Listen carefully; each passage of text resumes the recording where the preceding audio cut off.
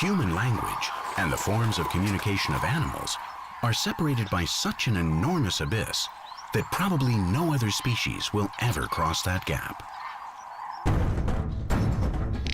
Nonetheless, the beautiful, complex, and diverse mechanisms that evolution has designed to allow species to transmit and receive messages are fascinating. Using almost all the senses, hearing, touch, smell, and sight, living beings convey information. Clearly, without mistakes. The topics of conversation are always the same: love, warnings, territory, food. And there's a final form of behavior that is typical of each species, of each individual, that leads it to tell the rest of its kind, "I'm here."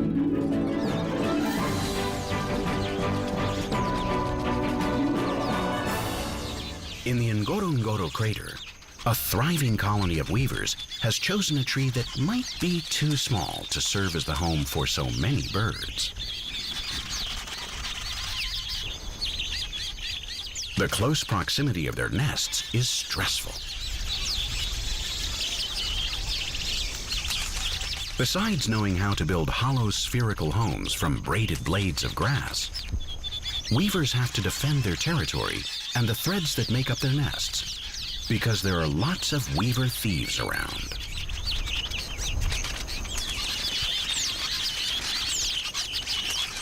A female has just arrived.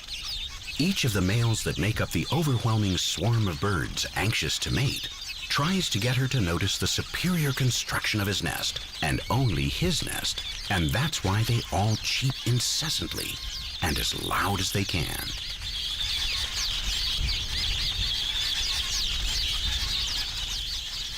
The noise is deafening. The female has come to see if she can find something to her taste. She flits from one nest to another, inspecting them, and the males grow more and more anxious. They may scare her off rather than seduce her. The noise that they make all together is really unsettling. It's reminiscent of an old electronic arcade video game. But it's a message of love that floods the savannah. And it's unmistakable. The little tree is an acoustic lighthouse that guides female weavers.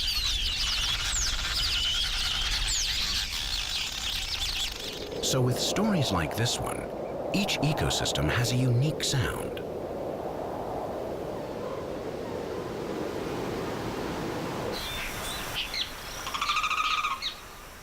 Each place has been making the same sounds for millions of years.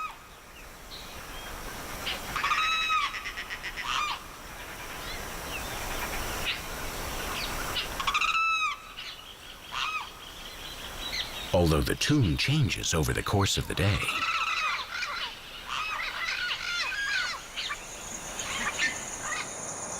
Or when it's dark.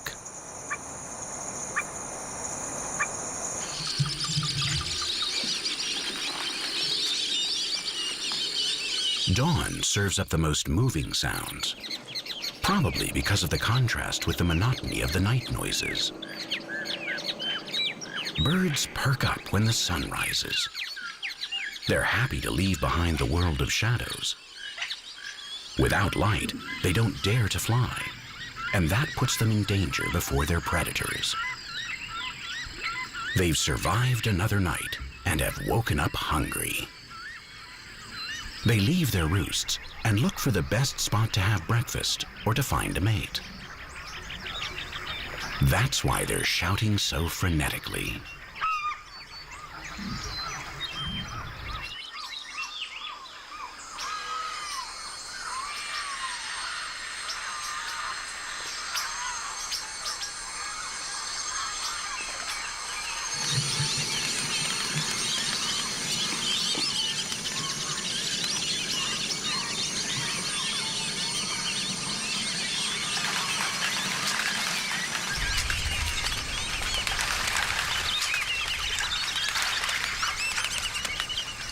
In Brazil, These ducks bear a very appropriate name that translates to something like shrieking ducks.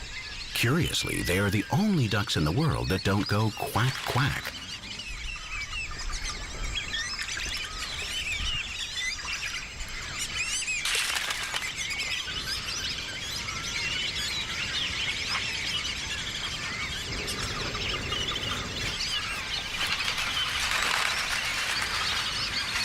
The flock commits a constant racket that allows them to locate each other and stay together. Their gregarious nature gives them security, like a school of fish. They can relax even while they clean themselves, since there is always someone ready to sound the alarm in case of danger.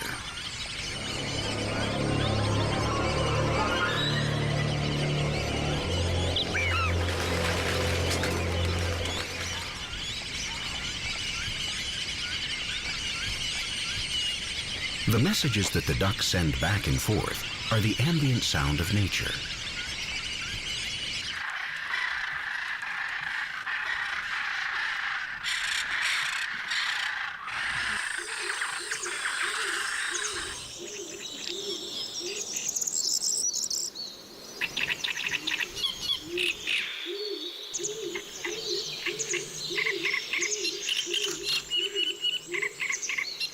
Their music is almost always pleasant.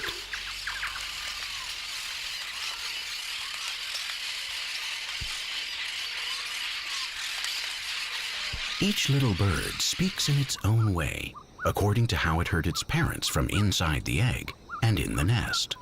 During its first few days of life, while it is being incubated and it develops as a chick, the way its relatives talk is permanently ingrained in it.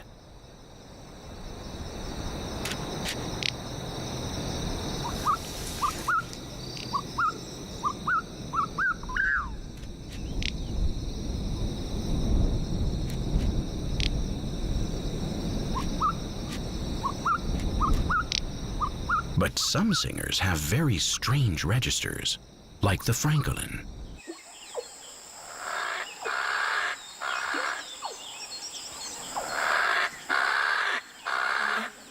And others are astonishing.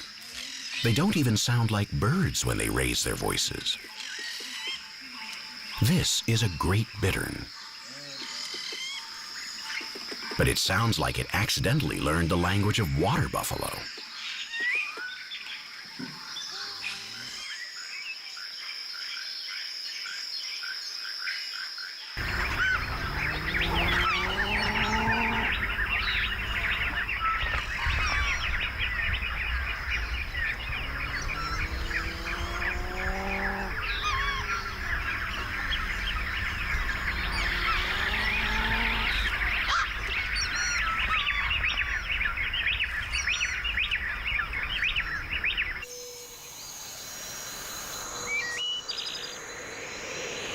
Not all birds sing their messages. Some of them communicate like mimes, using their color, their plumage, and very studied gestures. Communication is not only acoustic, but can also be visual.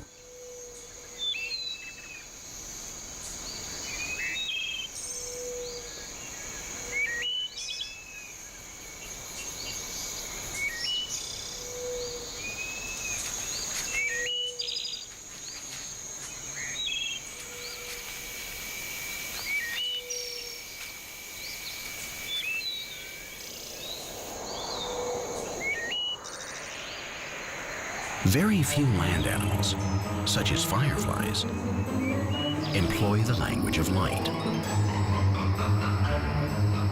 Although in deep water, where the sunlight never reaches,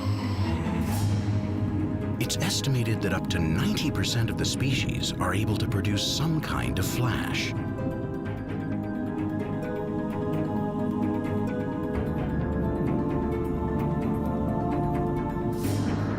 Or at least to associate themselves with bioluminescent bacteria to emit light.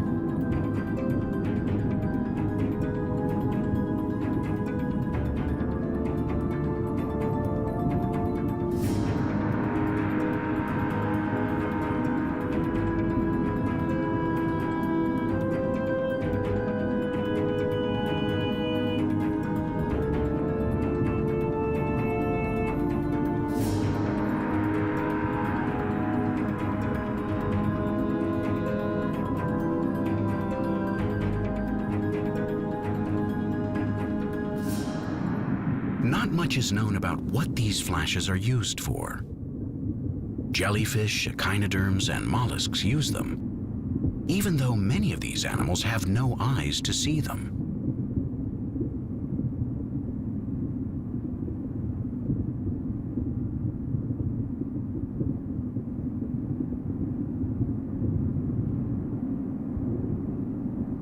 No doubt these flashes of light are information sent to other species, either to attract prey or to warn off predators.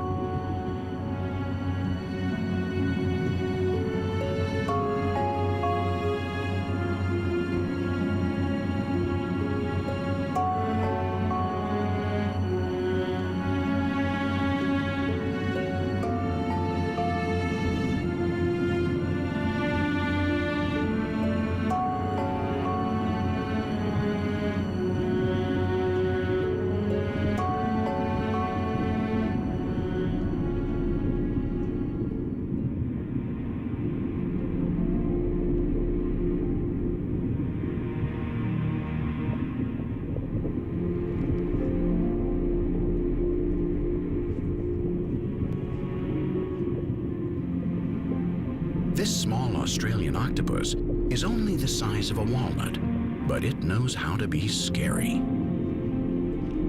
Its warning sign is a very threatening one: blinking blue rings. But it's not broadcasting right now. To the contrary, it's hiding. The usual thing among animals, whether hunters or prey, is to be discreet, to live most of the time without being spotted.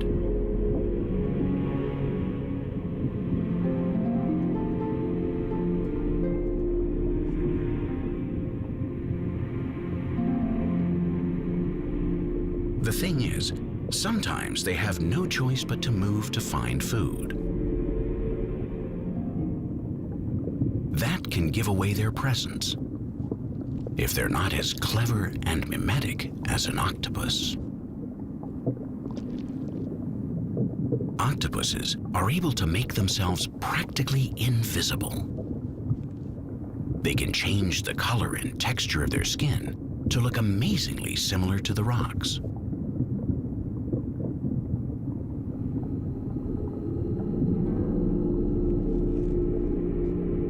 If it doesn't make any mistakes, if it doesn't rush things, by the time the crab detects its presence, it'll be too late.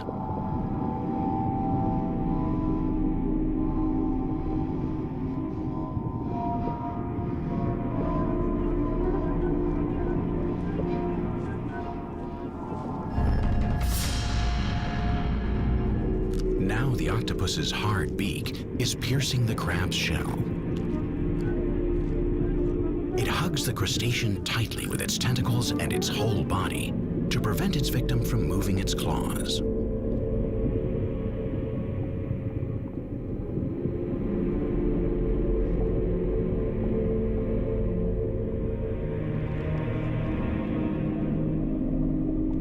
The blue-ringed octopus possesses one of the most powerful poisons in the animal kingdom.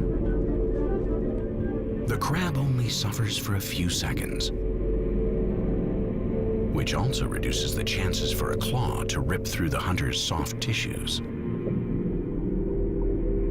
But now the octopus, with its attention on eating, would be vulnerable to an attack from behind. To avoid this, it has the ability to warn others of how dangerous it is.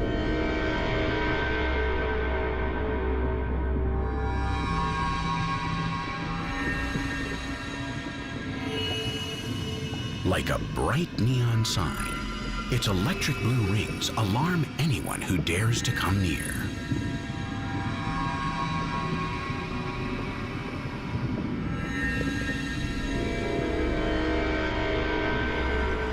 Now that's talking for life.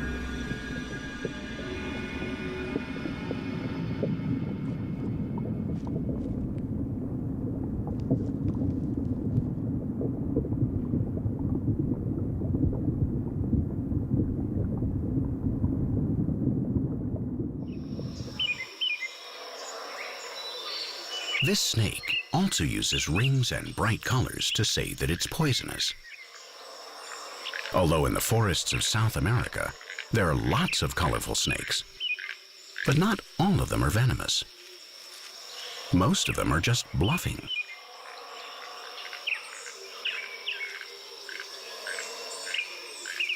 This is a rainbow boa. Its scales reflect all of the colors in sunlight separately.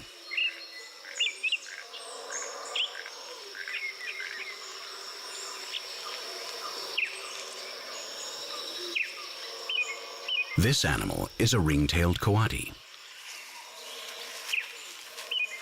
The light and dark rings on its tail also transmit messages that are easy to see.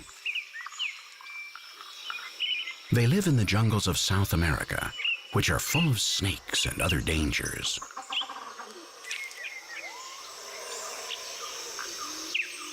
Coatis live in groups in order to warn each other of anything that could be a potential threat. And a boa is one.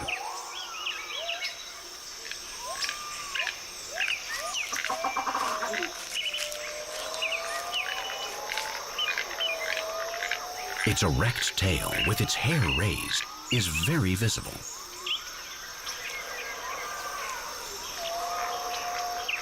And whenever one of them sees something that frightens it, all the others see it and react quickly, like a single body. They all flee in the same direction, away from the source of danger. A supposed source of danger in this case, since the rainbow boa isn't very big and could only catch a small coati by surprise. A large band of coatis could even attack it and eat it. But its lovely shining scale have helped to give it a fearsome appearance.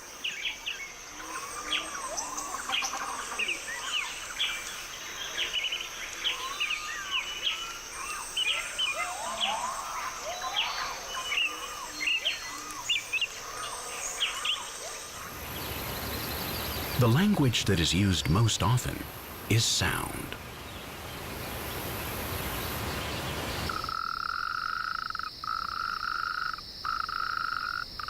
Amphibians can only make noise with their vocal cords if the water temperature and humidity of the air reach a certain combination of very specific values.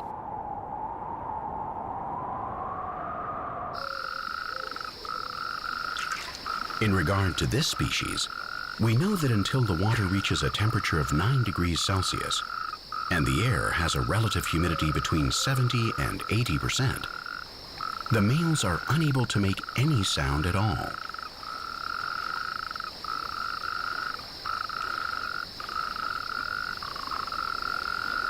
But it's nighttime now. The water is at the ideal temperature.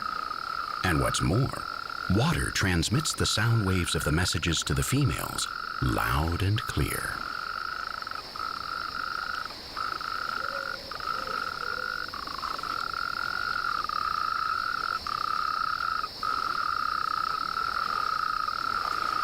Water also helps to broadcast the low-frequency growls of adult caimans.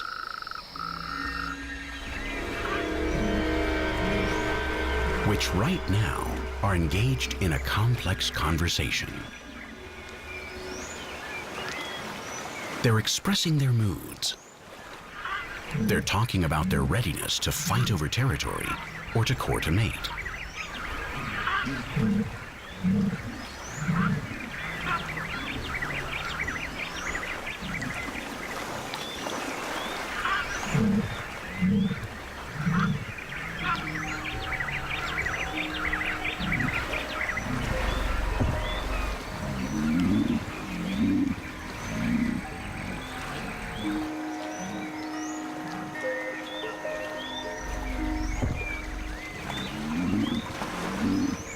Although lots of caimans can live together in the same corner of the swamp, there are countless invisible lines drawn in the water that determine the boundaries of each caiman's territory.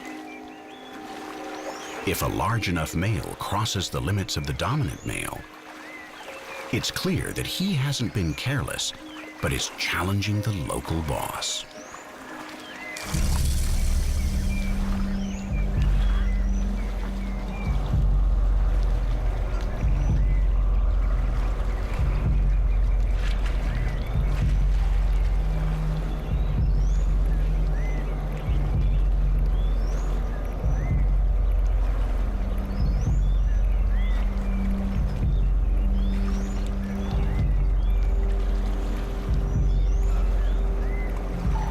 Caimans have a curious way of dueling.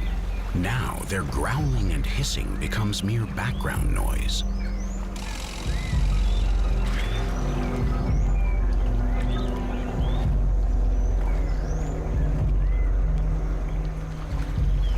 The closest thing among humans to this dangerous game is a staring match.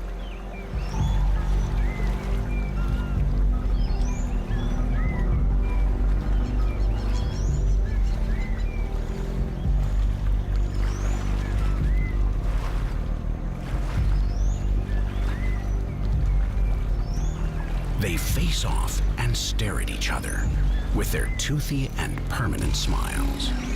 Here, the first one to change his expression loses.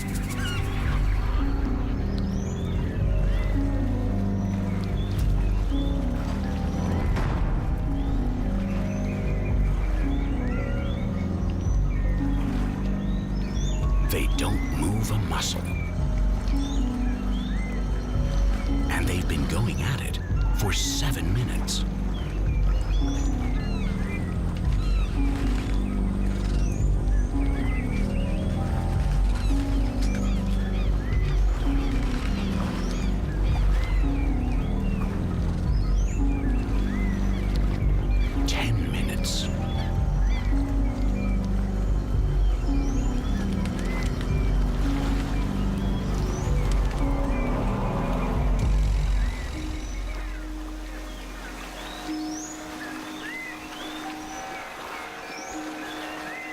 The challenger is losing his cool.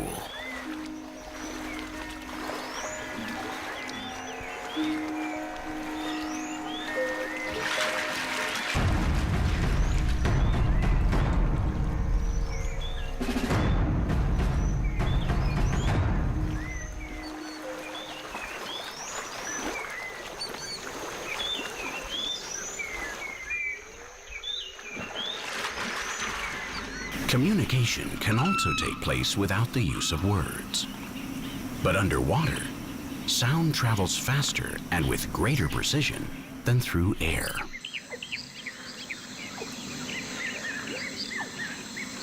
If sound travels better through a liquid than through a gas, the best medium to transmit certain kinds of sound waves is a solid.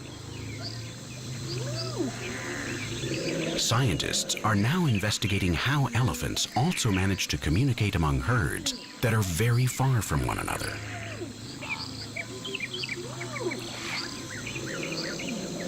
It seems that they can emit and understand infrasounds that travel through the ground.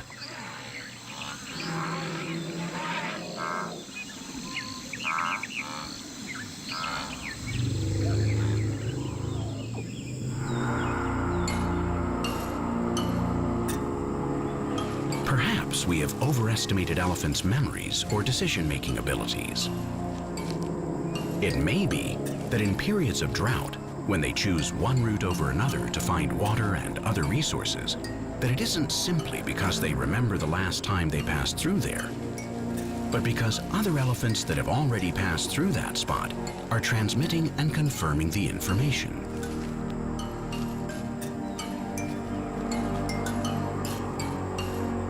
The route's good.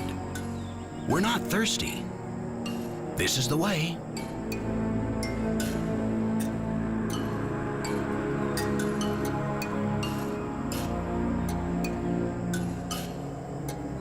Many sounds in nature are hidden from human hearing and comprehension.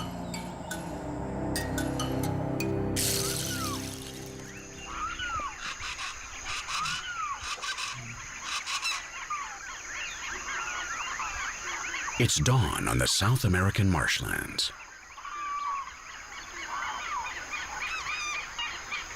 The spectacular concert that the birds, amphibians, and insects create together in the regions with the greatest biodiversity on the planet is amazing.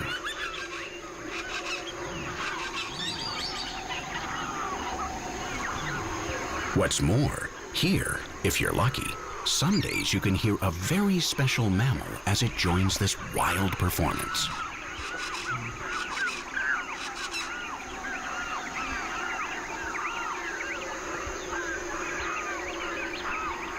It's a chorus of howler monkeys.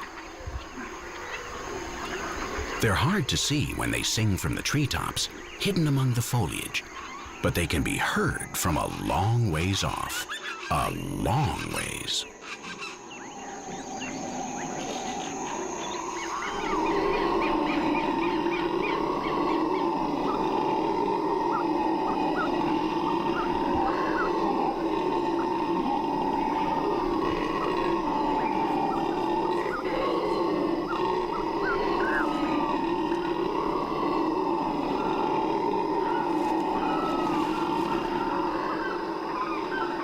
The bones of their skulls and jaws have evolved to give them a magnificent sound box.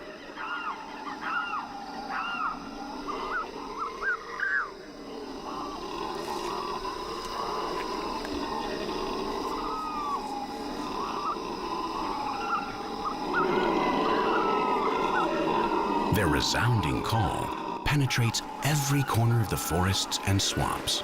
The unmistakable voice of a group clearly stating which house is theirs and warning all other monkeys to keep their distance.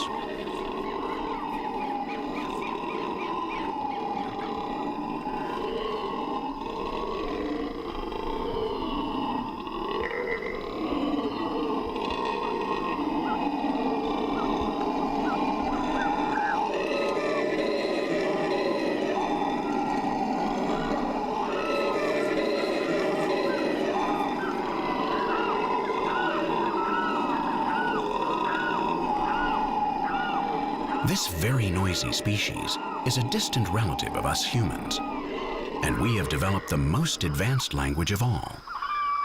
But their language may have been the very beginning of the language that made us the people that we are.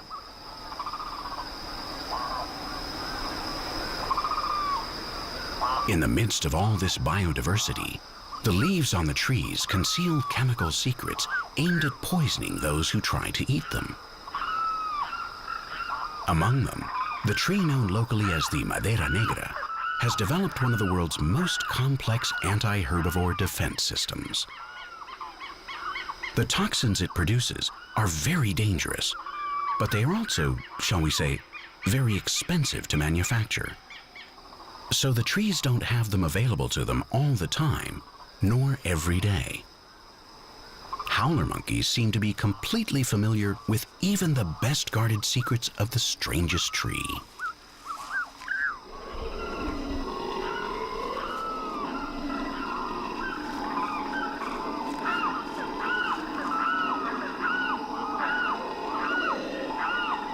In a field study, scientists marked off an area in which there were 1,699 trees, 149 of which belong to the species called the Madera Negra. We human beings extract a potent natural rat poison from these leaves. Nonetheless, it was observed that howler monkeys regularly fed on 3 of those 149 trees, but on only those 3 trees. When their leaves were analyzed, the scientists confirmed that they were free of the alkaloids and cardiac glycosides that cause the toxicity. The ability of the howler monkeys to choose correctly what they can eat at any given time is surprising. And it helps them to find resources that the other animals can't make use of. But the most striking thing is that they were able to teach each other how to do it. According to some researchers, this might have been the beginning of our own language.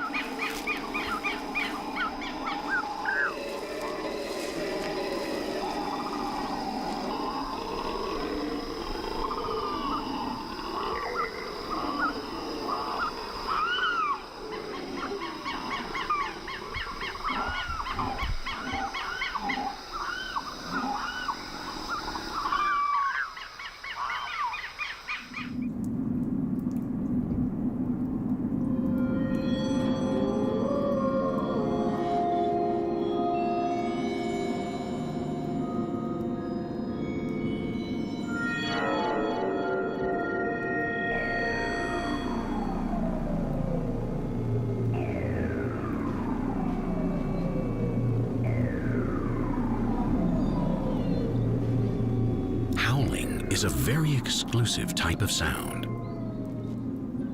A kind of communication reserved for only two very distinctive types of animals: primates and canids.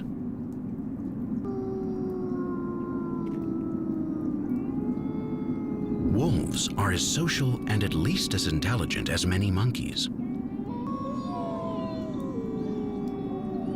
And their acoustic language also has some very complex and characteristic uses. Of course, not all howling means the same thing. And each wolf has its own way of speaking, with a particular tone.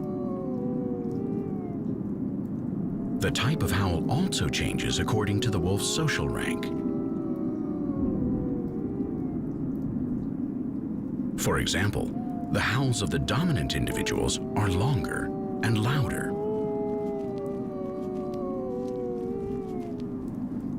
Howling serves to bring the pack together when it's spread out, and to communicate with the wolves of other packs.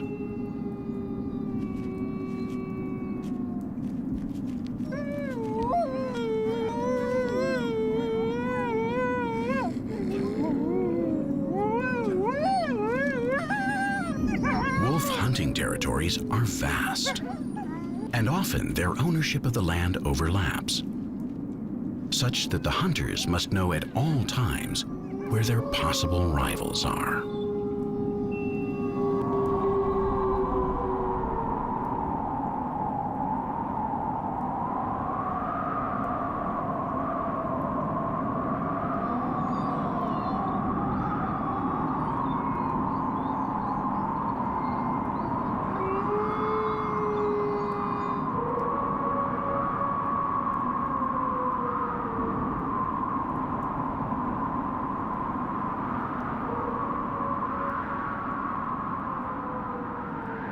Knowing where your companions are is vital, just like being able to inform them of your own position,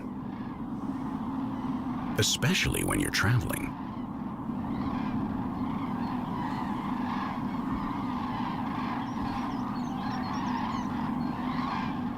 Like when you're migrating several thousand kilometers, many of them with little or no light.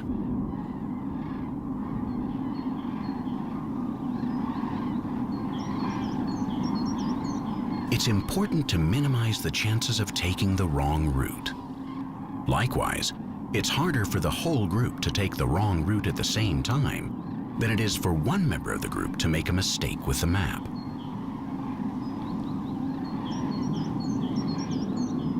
In the case of migratory birds, it's believed that the individuals that emit the greatest proportion of calls are the oldest ones who know the land best, such that the flock tends to make the shortest and safest trip.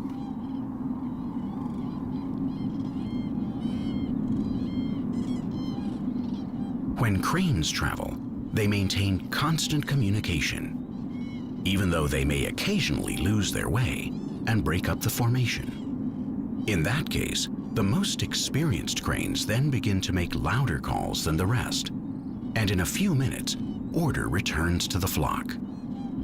What they want to know is, who is the crane next to them, wingtip to wingtip.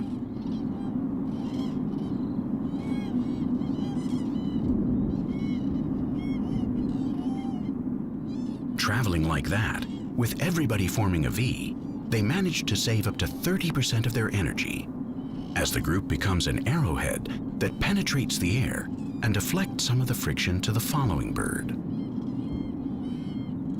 But they don't make joint migratory journeys for aerodynamic reasons, but in order to increase their chances of reaching their destination.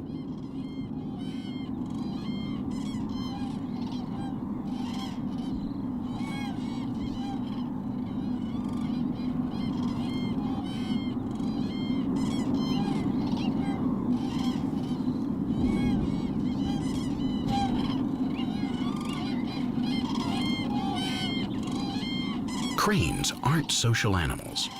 That is, Individual cranes don't play differentiated roles within the flock according to their rank, or their genetic makeup, or their gender. In general, birds are simply gregarious. They need to form part of a group, to feel surrounded by others of their species, but they don't talk with anybody in particular. Except when mating season approaches, and the males and females change the topic of conversation.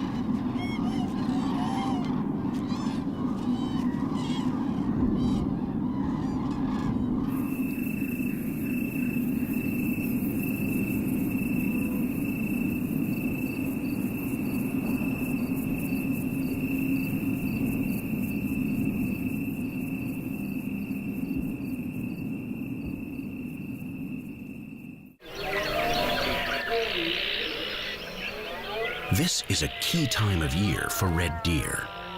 As autumn approaches and the first rains wet the backs of the stags, 1,000 deep voices resound from all sides like an echo that never falls silent. This is the rut, and it will be the environment's background music for days and weeks, night and day.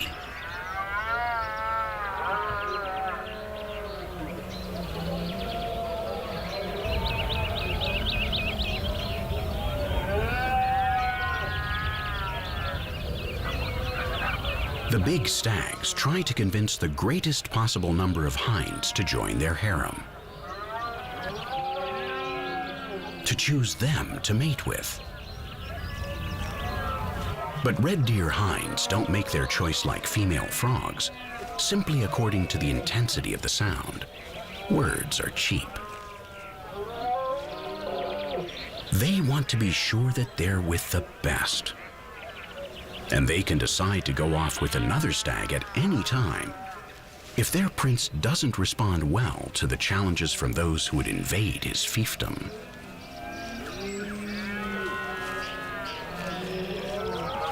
The stags tell each other as loud as they can that they are strong, that they're formidable.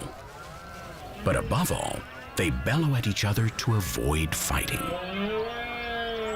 Because it's dangerous to fight. Very dangerous. But sometimes, although rarely, it's inevitable.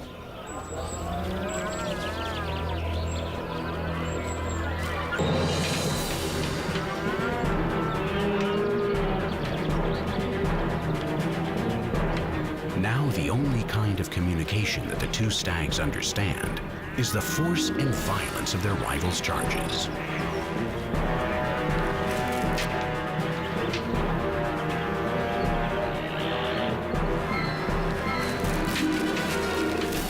Their horns have branches to prevent bloodshed, so they rarely injure each other. But physical exhaustion is also a grave threat. The clashes between similar males usually last only a few seconds, since they charge suddenly with all their strength to send a clear message of how powerful they are. But it must be as concise a message as possible, because it is exhausting.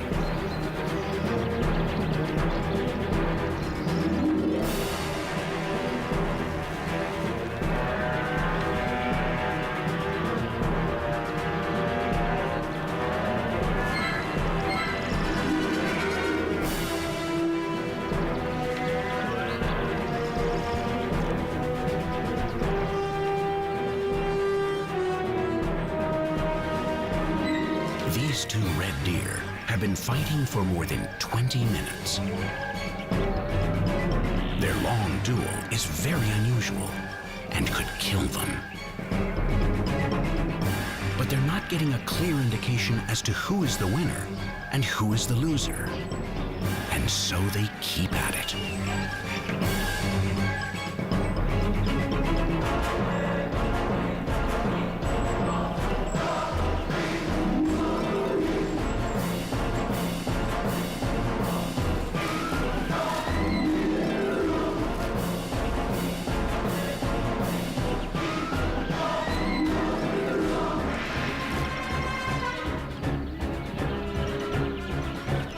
Half an hour has gone by.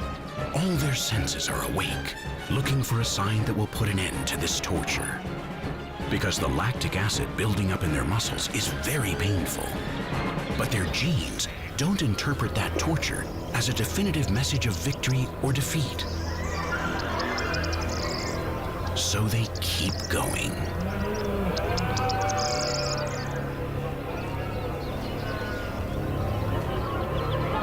After 45 minutes, they can barely move.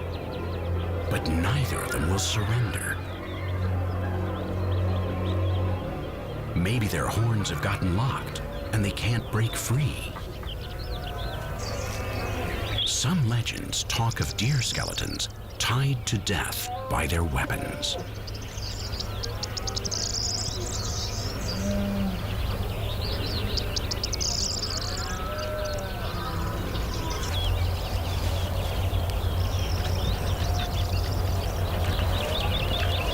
"46 minutes.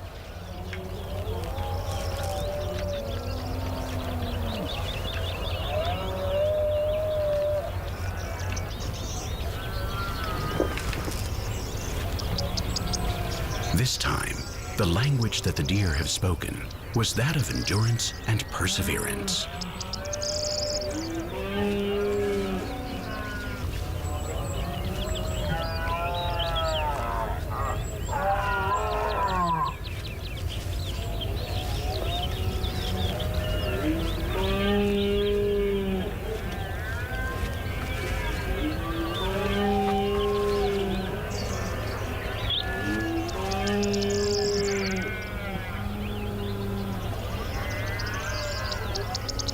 The winner knows that that is a language that the hinds value highly.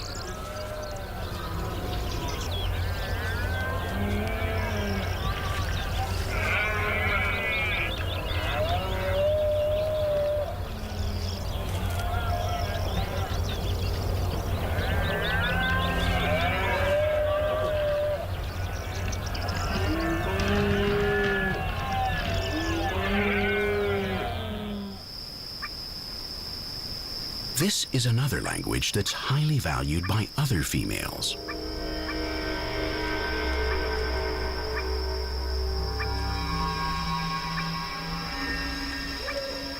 It's a subtle, secret language that can only be perceived up close.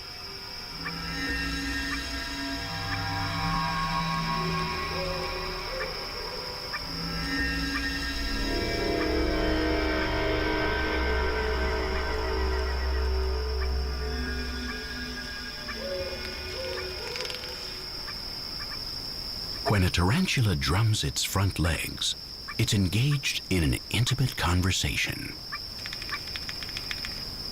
This language evolved so that it couldn't be discovered nor understood by anyone but the two lovers using it.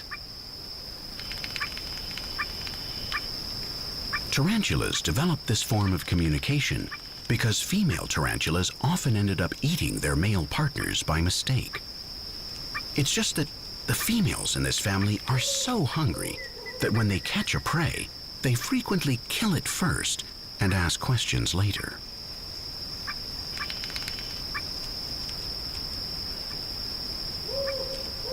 So to keep from being mistaken for a nice fat grasshopper, the best thing is to have some sort of precise code. In other words, a language that works like a safe conduct. Among tarantulas, Whoever knows how to use this sort of Morse code has good intentions.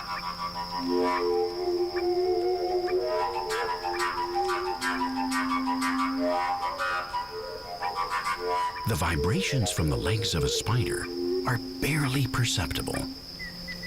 Among other reasons, because making a noise raises the risk of being detected by a predator. It's truly extraordinary for an animal to make a noise to attract the attention of other animals that don't belong to its own species. It's so rare that it can only be a threat. Anyone who isn't afraid of being discovered must be dangerous.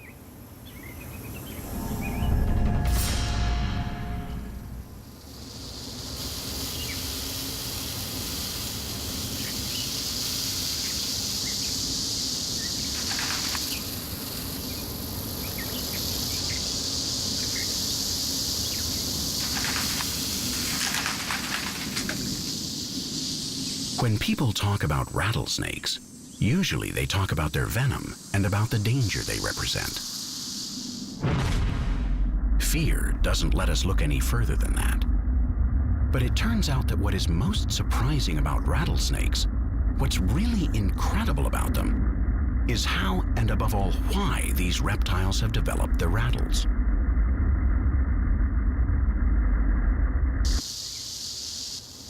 It's so special because it's an interspecies communication tool.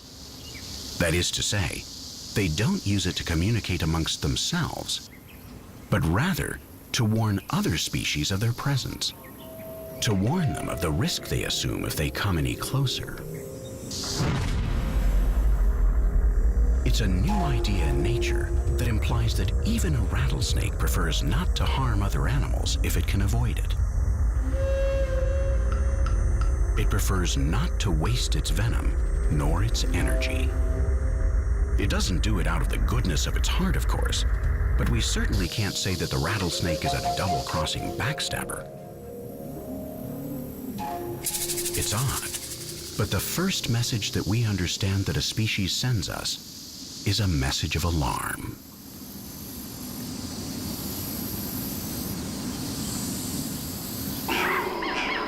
The old dream of talking with animals to discover their secrets and to be able to communicate with them gives us the uneasy sensation that the first thing they would tell us is that they're afraid of us.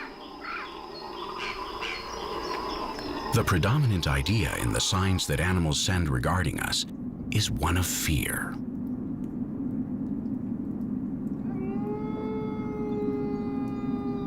Every living being, even the most fearsome ones, run away from us. They tell us that in 1,000 ways, but apparently, we don't get the message.